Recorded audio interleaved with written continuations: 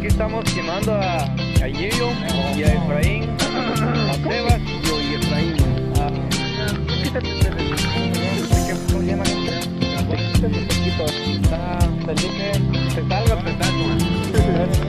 Se quema, están los chavos alrededor. Aquí los estamos quemando a Gillo y aquí estoy. Vamos. Dale, güey. Queremos como hermanos. El fútbol y las canicas.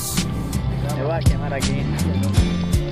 Los buenos y a los malos. Está chido, Muchas veces nos peleamos. El mero mero. El mero mero. Otras veces ni hablamos.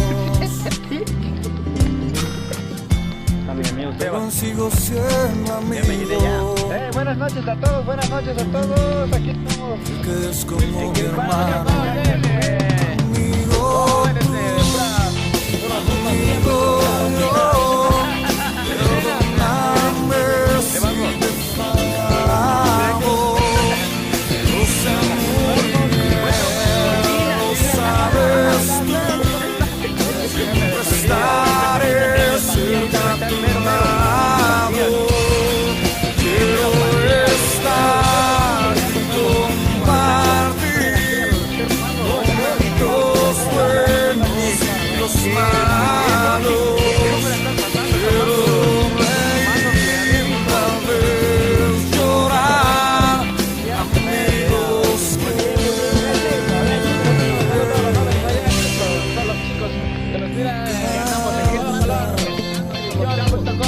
Tenemos a Efraín, a Prudencio, a Felipe, a Checha, aquí están todos aquí, a Sebastián y Carmelito. Tenemos a Elías.